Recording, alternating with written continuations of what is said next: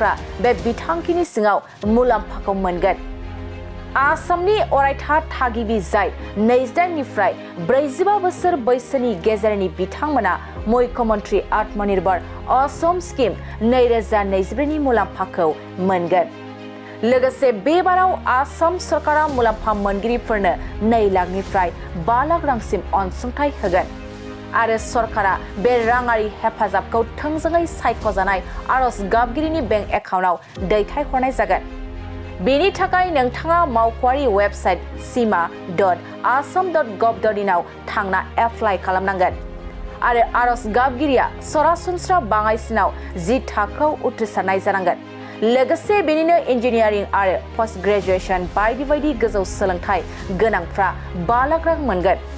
मख'नो गोनांदि सोलोंथायारि रोंग'थिनि फोरमानलाइ, नोंथांनि आबुं थं, mobile number, email ID, bank passbook, driving licence, Aadhaar card, PAN card आरो भटार कार्ड बायदिफोरखौ नोंथाङा आर'जलाइयाव होफानांगोन।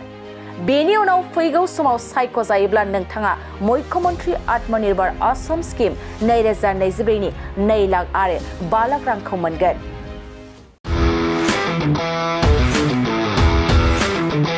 गोजोनथाव खौरां, TVS नि गारि लानो गोसो गुदुं जानाय सुबुंफोरनि थाखाय मोनसे गोजोनथाव खौरां। चिरां जिल्ला बिजनीनि बागुरुम्बा TVS गारि श'रुमा नोंथांमोननि थाखाय दुर्गा फुजानि धामाका अफार लानानै फैदों।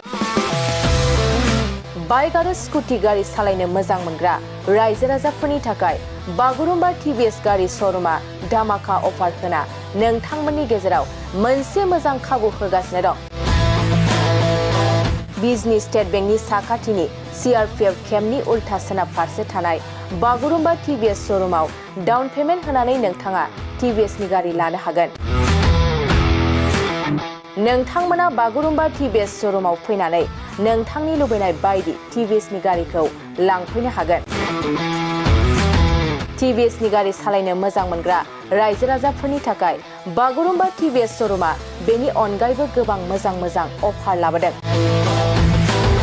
बेफोर अफारफ्रानो जाबाय जेरै गंनै हेलमेट फ्रि, फुल टिंकि पेट्रल फ्रि एसर गिफ्ट आरो TVS कम्पानिनि गासैबो मडेलनि एक्सचेन्जनि खाबुआ एभेलेबल जागोन। आरोबाव गुबुन मोनसे मोजां खाबुआ जादों फाइनान्स लागिरिफ्रा डाउन पेमेन्ट होनानै खम बेसेनाव TVS कम्पानिनि गारिखौ लानो हागोन।